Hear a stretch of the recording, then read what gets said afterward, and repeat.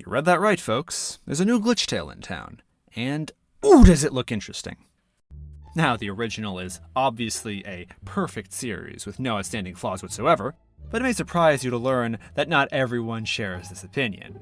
With that in mind, this could be a huge gift to the fandom. Just the trailer for this episode brought out something in me. It was low-key kind of exciting. And having now seen the episode itself, this is promising. Glitchtale Retold is self-explanatory. A fresh take on Season 2. A reset, if you will. Or rather, an overwrite. This series suffered from a lot of things, not the least of which being its creator making some very poor decisions that led to a huge backlash, which made people less inclined to forgive the flaws in her work. Though, let's not get it twisted. Glitchtale, objectively, has a lot of problems. Too many ideas, questionable execution, and underdeveloped characters all make for something to be desired. Point is, there's room for improvement. And based on the early signs, I think this new series is heading in a good direction. But let's talk about it, actually. What are we working with here? At the beginning, there's a bit of a recap as to what's been happening since the end of Season 1. We have a new time frame for how long it's been. 6 months instead of 1. And thank God for that. Listen, 1 month is a long time. It's also really not. You're telling me it took 1 month for monsters to be welcomed into human society. Human society. Okay. And in that month, monsters have been able to obtain property, presumably, because they're all living somewhere. Muffet and Grilby have been able to open businesses. Undyne's managed to become a police officer. I assume Royal Guard credentials transfer directly into human law enforcement. Gaster has his own laboratory. Toriel has not only become a certified teacher, she also has her own entire freaking academy with her name on it to teach kids in. And the humans are cool with this. 1 month. The more you look at it, the more it falls apart. The system has to be crazy efficient if everything gets taken care of so fast. And without an official peace agreement, no less. This really isn't that big of a change. All they did was increment a number by 5, but that alone already adds more realism to the whole thing and leaves more up to the imagination. And, a few other tweaks. So, monsters do still have businesses. Muffet has her bakery and Grilby has his restaurant. And in Grilby's case, he's even running it with this guy named Pub. Cooperation. You like to see it. Toriel, on her end, does still get to be a teacher. But rather than her own academy, she teaches an after-school program at an existing school. Robin Wecker's elementary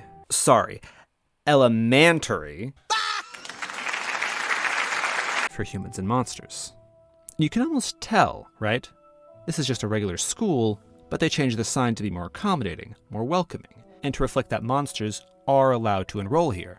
And that's probably a bit of necessary messaging because, monsters are coexisting with humans in exactly one neighborhood called Deltarune Lane.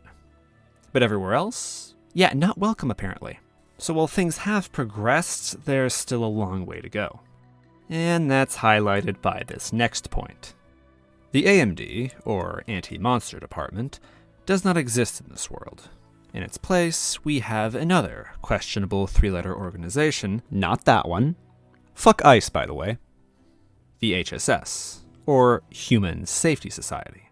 And this is another very welcome change, because the name Anti-Monster Department, in a world where monsters are an actual group of people, seems just a little bit cartoonishly evil, doesn't it? Human Safety Society feels like it's right along those political lines of using pretty language to dress up dishonest intentions. We aren't racist, we're just concerned about the safety of humans. Are you saying you don't want humans to feel safe? That kind of stuff. This isn't really a group we know that much about so far. The only info we have is that there are people terrorizing monsters in their name. And they, of course, deny any association. Weird. You'd think they'd hire people like that. Fuck ICE, by the way. This is just speculation, but it does feel like the politics are going to have at least a little bit more depth to them than before. Like we'll actually be seeing the consequences on everyday life for the residents of Deltarune Lane. Oh, and actually the HSS is probably definitely just based on the Human Safety Organization, which I didn't realize was a thing in Glitchtale, but it kind of makes sense, because then what's the anti-monster department department of? So, yeah. Politics are, unfortunately, something Frisk has to navigate as Monster Ambassador. And they are taking the job seriously. I like the implication that they've been going to debate clubs to sharpen their argumentative skills. Like, isn't that neat? Just a little bit of flavor that adds on to the world. Though debate clubs only take you so far when you're dealing with experienced politicians like this new take on Jessica Gray. Right off the bat, the most striking thing about her is that she actually looks old this time. Compare that to her existing depiction, where, keep in mind, she's more or less like right around 50 years old at this point. Ignoring the gray hair, which is like that for non-age related reasons, she looks pretty darn good for a 50-year-old, no? Like, what's separating her from a character in their 30s or even 20s? Not that much. This is at least part of the reason some people had problems with Glitchtale's art style, and I do agree, I think. It can be a little samey at times. Retold's art style is drastically different. It's doing its own thing. I will say I think it does a better job of distinguishing individuals. The faces and outfits in general are definitely more intricate, even on some background characters, and that is quite welcome. It is a little lanky at times, and walking could use some work in places, but I'm not the artist here. Plus, this is the first episode. It's naturally going to get better over time, and really, even if the differences are minimal, this is fine. But back to Jessica Gray. Visually, this is a neat change. The older appearance makes her seem less like just a Karen and more like an older veteran of the political landscape, someone with a lot of experience, but who's also very set in their ways. And that's exactly what she is. Also, as an aside, I get the impression that we won't be seeing much, if any, of the original Glitchtale's political system, or even world. And honestly, if that is the case, I can't say I'll be missing it, because I never really cared for it much in the first place. Anyway, Jessica is not a district leader in this one. She is a senator. And not just any senator, but a very influential one. She commands respect, and her voice is powerful enough to sway the undecided, which is why Frisk believes she's the best one to focus their attention on. And it really is like we're back in those old days. Remember the end of Season 1? Remember the start of Season 2? At one point, this lady was set up to be a major antagonist of Glitchtale, before the attack of the Killer Strawberry completely changed the course of the show, pretty much leaving her and the AMD on the sidelines. But this time, who can say? I presume we're going to see more of her, obviously, and the Human Safety Society, which she definitely has ties to. For all we know, they might even be the main antagonist of the story. Why is she with them? Do they have dirt on her? Does she just agree with their values? And what are their values? What do they actually do? What is there to them besides implied anti-monster sentiment? That's for us to find out. But you do have to wonder how much of the spotlight is going to shine on them. After all, the gumball who took it from them in the first place is still here. Folks, ladies, gentlemen, I first heard about this project through the trailer for this first episode. And in that trailer, they showed one scene. This scene. And how could I not be absolutely intrigued by this? Betty is the face of Glitchtale. Love her or hate her, that's just how it is. So naturally, when you announce a retelling of Glitchtale, people's thoughts turn to this character and what's in store for her. This shot alone is food for thought. She's reading Mary Shelley's Frankenstein. An artificial life reading a story about artificial life. What an image. And how far can you take this? Is it just a reference? A clever bit of foreshadowing? Or is there maybe more to this? What goes through her mind as she reads this story? Does she relate to the monster? Does she relate to Victor? What's her takeaway from it all? I'm genuinely curious. And there's comparisons to make, you know? With the creators, you have some broad connections. Victor Frankenstein's single-minded pursuit of knowledge makes him blind to his crime against nature and causes him to neglect his own health.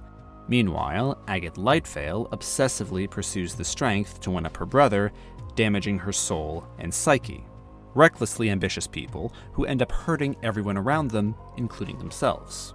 And the products of that ambition? Well, that's especially interesting. Victor makes the monster by digging up graves and stitching limbs together. Betty is created using Amber's corpse and Agate's soul, which kills her in the process. Both cases of life from death. But in terms of what happens after, they're kind of opposites, actually. The creature is abandoned at birth. He is grotesque, an uncanny mess of failed beauty that doesn't know why it is or how to be. And on top of that, he is rejected, hated, first and most crucially by his maker, and then anyone who happens to look his way. He has no guiding hand. Everything he learns, he does through trial and error, observing others at a distance, and, funnily enough, reading a topically relevant book. So, fueled by feelings of hatred and rejection from the world and a creator who wishes he'd just disappear, he chooses to lash out against them. He becomes a cruel being who seeks to hurt those who hurt him. A monster. Betty is born with knowledge and a purpose. The misery she brings is not in spite, but rather at the behest of her mother. And she isn't grotesque, far from it. She doesn't need to hide because she already comes in an adorable friend-shaped package. In a sense, she has everything the monster wasn't given. But on the flip side, he has the one thing she could never obtain. Choice. Betty is my favorite character in Glitchtale. The Bête Noire, a construct forged from the broken, maddened soul of Agate Lightveil. Basically the magical equivalent to an android, a Hecatean Terminator, if you would. A resilient killer, capable of infiltration, deception, and mimicry. This moment in Dust was pivotal. A clear declaration that she was an enemy, that she was fake. This frown, this friendship, this smile. All of it. An act. Now, I understood this, but even as new episodes came out, I'd look back and think, is that all there ever was to it? What if some part of her did enjoy her time with Frisk's group? What if a portion of that smile was genuine? Literally just this meme. I was a kid, counterintuitively looking for humanity in a backstabber. But why? Terminators don't feel anything. Even the T-1000 drops the pretense whenever it isn't needed. Betty doesn't behave like this. She still acts human while carrying out her mission. Because the truth is, she isn't a cold machine. She has a will of her own, at least to some degree. She enjoys things. She gets cocky, mad, indignant, even. She fears for her life. She fears for Akumu's life. And yeah, that last one makes sense, right? They're technically the same being, so this is just self-preservation. But it's curious to see at least the illusion of this creature caring for someone else. And even then, is it really an illusion? Why do they stay separate for so long? Why do they only fuse back when there's basically no other choice? Part of it is likely hubris, but it also kind of looks like they just enjoy each other's company? What is this? What is the advantage to a killing machine that gets lonely? What is the advantage to a killing machine that laments being hated? It's stuff like this that got to me. This post in particular is not officially canon. In fact, it's been deleted. but it does give us a glimpse into the swirl of ideas that once went into this character. And, intentionally or not, it, to me, paints a fascinating picture of confined freedom of thought. Here's what I believe. She thinks like people do, and this has two sides. On one hand, she's subjected to certain human emotions and even psychological needs. On the other, she can make use of human ingenuity. She can make plans and she can improvise when things don't go her way. But she's still bound by her programming. Agate made Betty to keep humans and monsters separate at any cost. She can read a person's life from a glimpse into their eyes, but nothing she sees will ever convince her she's wrong. She cannot be convinced because the mission is ingrained into her design. Thus, you could say her existence is a challenge to Undertale's message, as it presents the cast with an enemy that can't be reasoned with, can't be pacified, and has already taken something irreplaceable. Of course, how much any of that applies to this particular Betty is completely up in the air. That's the fun part about being back at square one. Even with the benefit of hindsight, we can still speculate. Knowing what's supposed to happen is part of the appeal. And now we're here again, before the storm. And I can't help wondering, what's behind that smile? And let's be clear, it's a very welcoming smile. This new Betty is looking to be everything that the first iteration was trying to be, but more refined, and perhaps even with an added depth. Really, it all starts with that outfit, because can we talk about this design real quick? Blazer, chemise, subtler highlights replaced with one cool long streak instead, freckles, shorter boots, longer skirt, just a little bit taller than Frisk, and a stylish Deltarune pin to complete the look. Holy shit! If this isn't an illustration of this art style's strengths, I don't know what is. This is peak freaking redesign, man. Gone is the simpler sweater-based appearance, replaced with a look that feels more three-dimensional, a more concrete expression of personality. She presents herself as a rather peppy and friendly person. Assuming that the novel isn't just for school, we can infer that she's a bit of a bookworm as well. She seems to be pretty curious about monster kind and enthusiastic about learning more. Perhaps she'd be a resident of Deltarune Lane, since those people already seem rather accepting. But then again, that's also unclear. She could be from another part of town, and the reason she's so curious is because there aren't any monsters where she lives.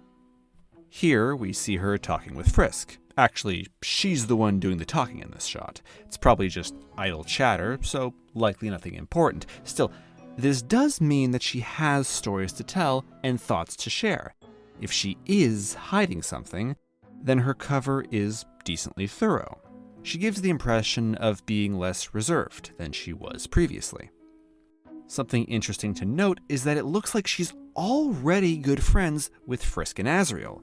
Seems they've been hanging out for some time. At the very least, it's been long enough that Pub is quite familiar with seeing them as a group, to the point where he already knows what their usual orders are. Look at what he says here. You can tell he's been doing this exact same routine for at least a little while. And check out how Betty interacts with Sans. She's familiar enough to scold him for his lazy attitude. She must have been around him for some time if she's just naturally doing this, right? Come to think of it, in the original, she was temporarily staying at Gaster's place while her family moved to a new location. Allegedly. Maybe she's also living with the skeletons in this iteration too? Who knows?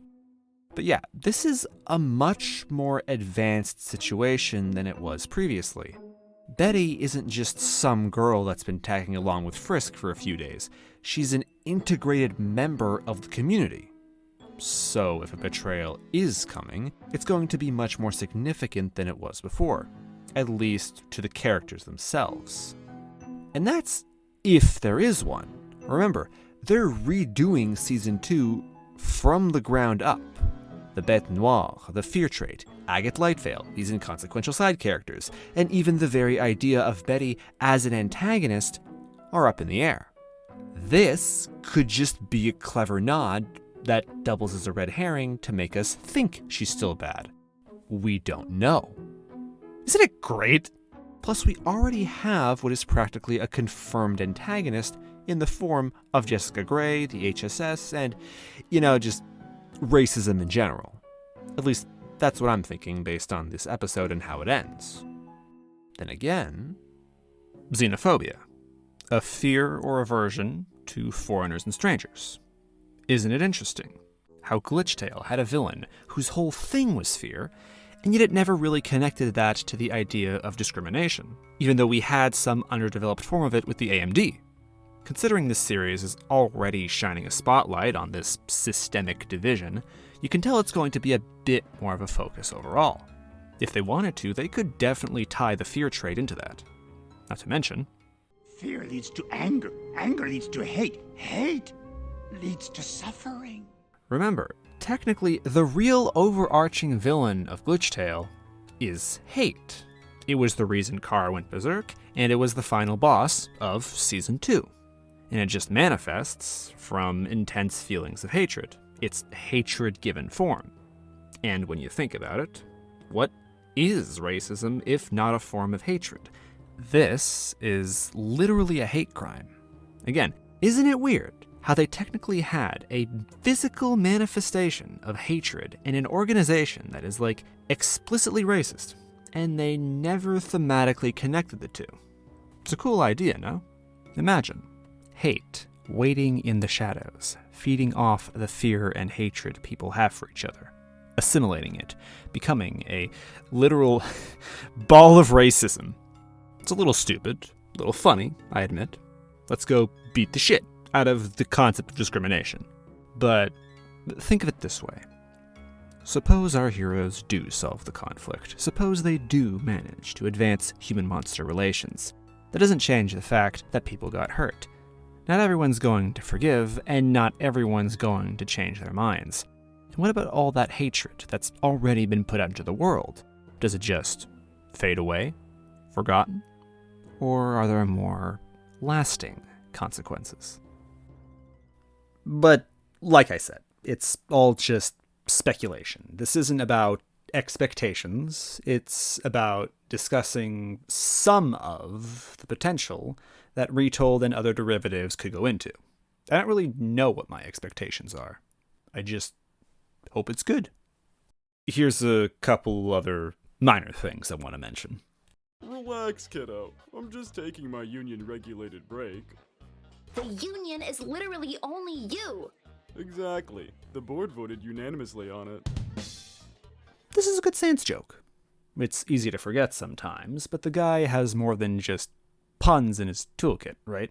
There's also a level of clever nonsense to it. So good job on some decent, on-brand sans humor.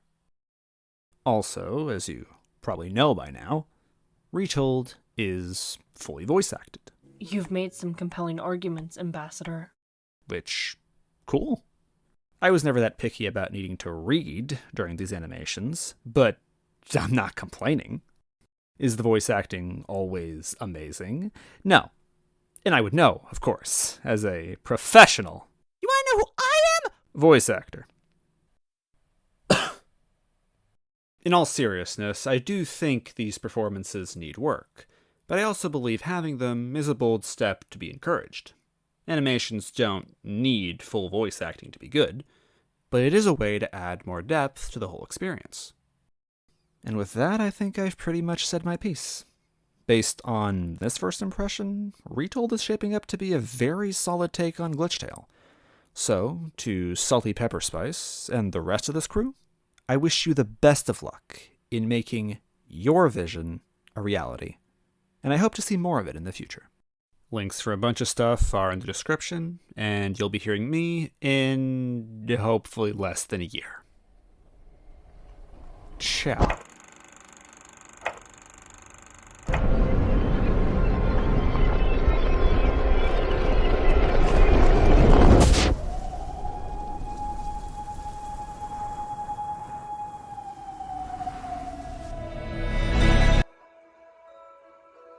gotta be kidding me. Something animation. You don't think you underplayed it just a little bit? That awkward moment when you take so long to make a video that a whole new Glitchtale animation series drops. Alright, you know what? You're getting a shout out, whether you like it or not. So, deal with it. Something animation.